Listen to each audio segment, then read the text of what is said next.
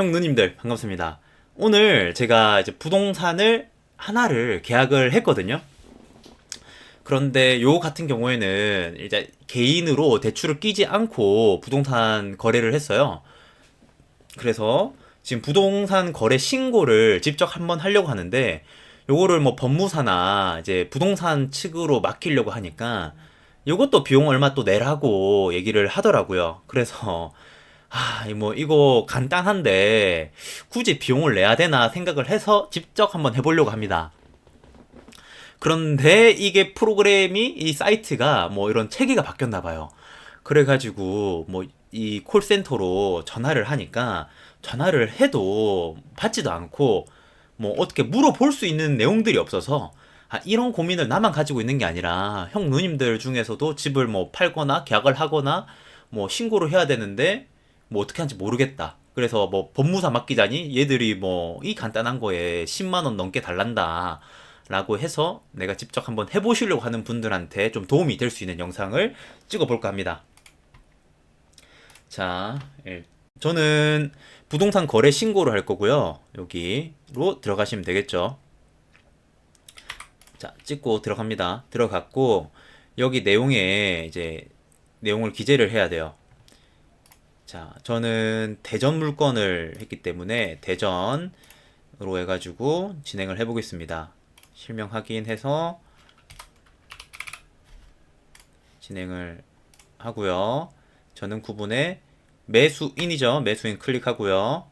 다음 소재지 집어넣습니다.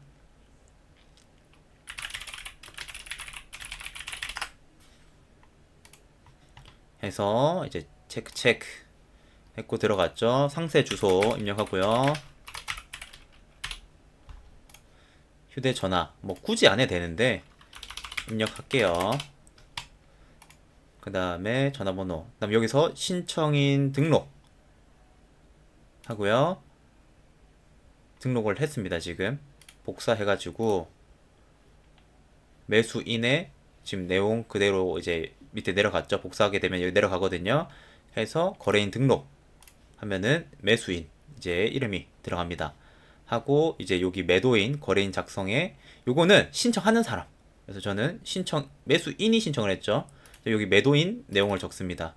매도인은 법인한테 구입을 한 거라서 법인으로 하겠습니다. 지금 휴대폰에 그 내용들이 있어가지고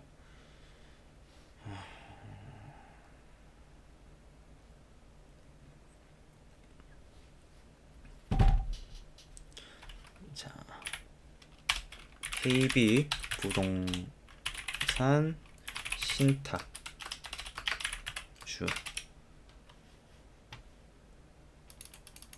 법인 등록번호가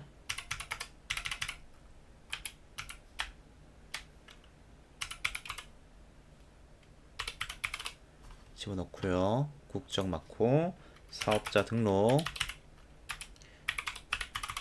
하고요. 소재지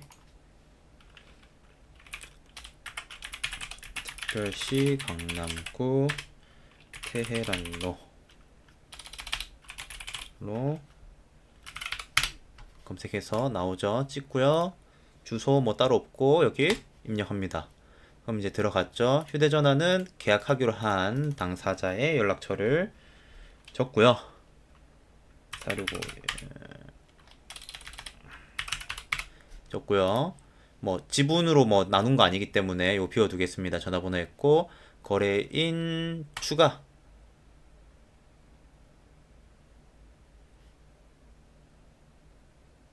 등록.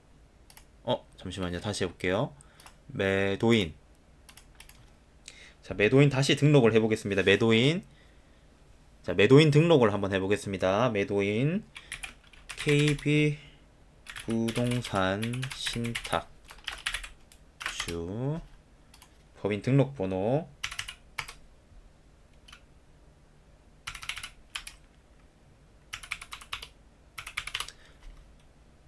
국적 대한민국 국적 했고 사업자 등록번호 줬고요.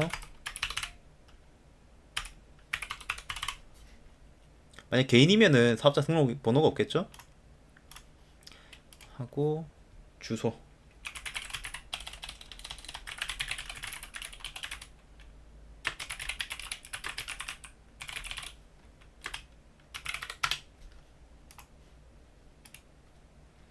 상세 주소 없고요.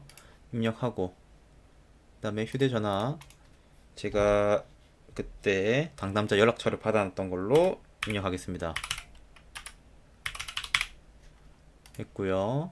거래인 등록 하면은 지금 매수자, 매도인 둘 다 나왔죠. 뭐 지분 거래는 아니기 때문에 지분은 따로 없이 전체 일괄이거든요. 그래서 요거는 비워두고 진행을 했습니다. 공인중개사를 안 끼고 있기 때문에 요거 이제 없고요. 그러면은 요 작성할 필요 없겠죠? 집정한 거니까. 저는 공동주택에 일반으로 진행했고요. 만약에 여기 맞으시는 것들이 있으면은 계약 해당 내용에 체크를 하시면 돼요. 하고 소재지 유성고 소재지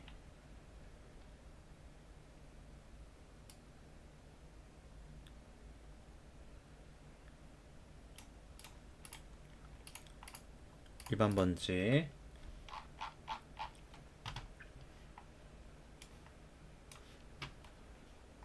요거는 제가 사는 거를 검색을 해서 입력을 하면 됩니다.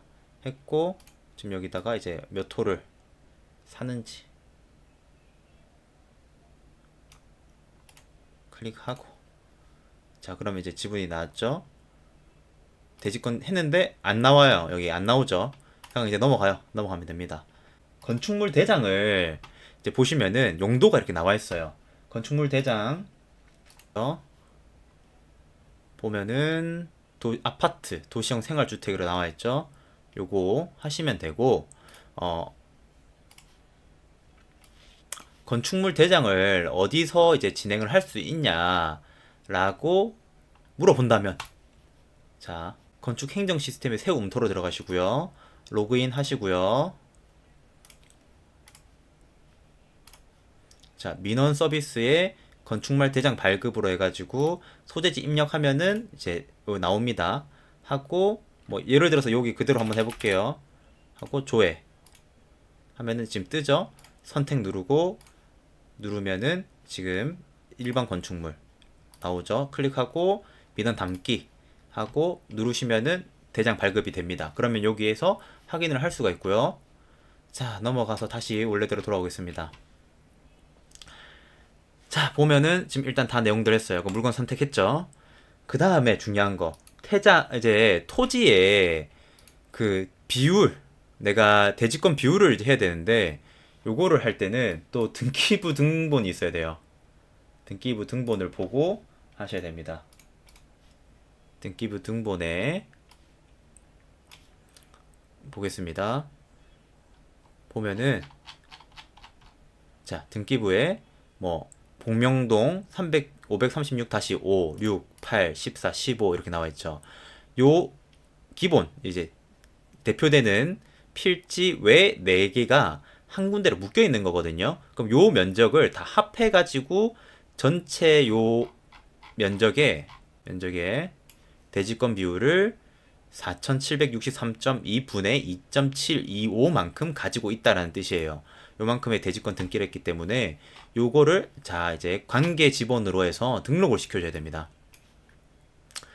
자 일단 토지 대장 검색을 해가지고 원래 소재지 해서 소재지 검색하면은 지금 뜨거든요. 그럼 요 메뉴에 있는 거 해서 그냥 대장 선택을 할게요. 하고 이제 들어가면은 자동 계산으로 눌러주면 나오죠. 요것도 똑같이 자동 계산 해주시면 됩니다. 하고 대지권 비율이 아까 말씀드렸던 4763.2분의 2.725예요. 일단 요까지만 하고 요거를 물건 등록을 시켜주고 그 다음에 이제 관계 지분을 등록을 해야 돼요. 대상 거래 금액 입력해주고요. 물건 등록했죠?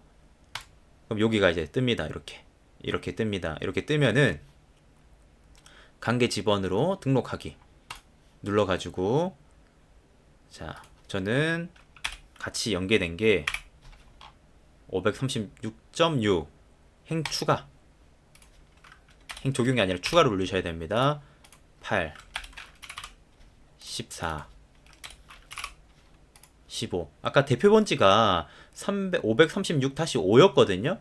5 같은 경우는 제가 미리 이 앞에다가 등록해놨죠 지금. 그래서 요거를 5를 등록을 해도 행 추가해서 이제 일괄 저장하게 되면은 다섯 번째 행에 일치한 관계 지번이 존재합니다로 뜨죠. 이게 아까 해놔서 그래요. 안 하셔야 됩니다. 요거는.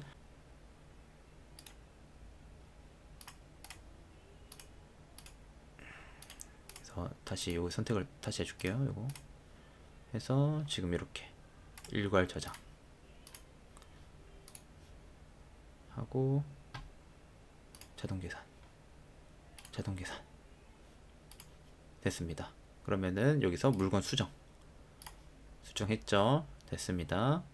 그럼 계약 일자 이제 적어주시고요. 계약금 넣었던 거 적어주시고요. 중도금 했으면은 중도금 날짜 있으면은 적어주시고요. 잔금 지급 일자 있으면은 적어주시면 되는데 저는 했던 날짜가 따로 있어가지고 그 날짜로 적도록 하겠습니다.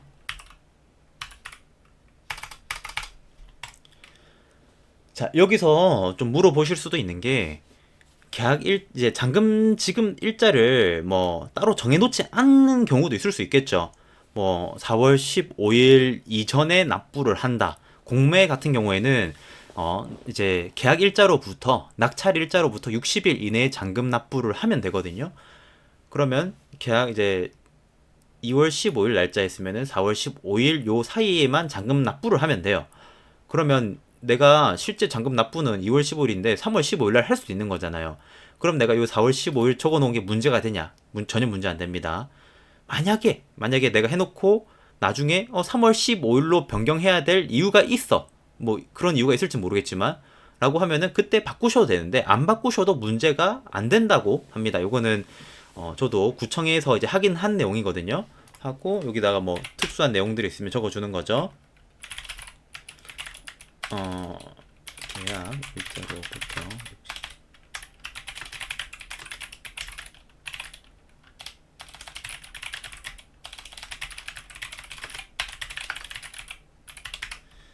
하고 지금 이제 내용들 잘 들어갔는지 다시 한번 체크를 쭉 하고 문제가 없으면은 작성 완료.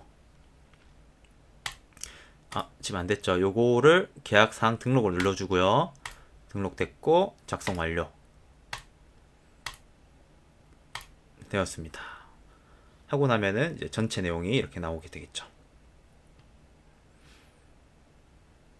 자, 이렇게 하시면은 이제 다 진행이 된 겁니다.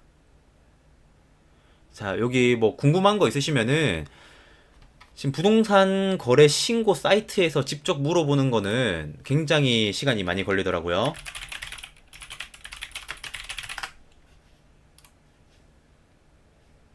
해당 여기 부동산 거래 여기 연락처로 하니까 이 시스템이 바뀌어서 연락이 정말 힘들어요. 그럴 경우에는 해당 물건의 소재지에 있는 구청으로 연락을 해서 구청 담당자와 연락을 하는 게 훨씬 빠릅니다. 그러니까 요거 이제 뭐 알아뒀다가 혹시 여러분들이 부동산 거래 신고할 날이 있을 때 부동산이나 그다음에 법무사 시키지 말고 직접 한번 해보시는 것도 비용 절감 뭐 그렇게 크진 않지만 그래도 소고기 뭐 사 먹을 정도의 돈은 되니까 한번 해보시는 것도 나쁘지 않겠다라고 말씀드리고 싶습니다. 뭐 시청해주셔서 감사드리고요. 도움이 되셨다면은 구독과 좋아요 부탁드립니다. 그러면은 여러분들 빠이빠이.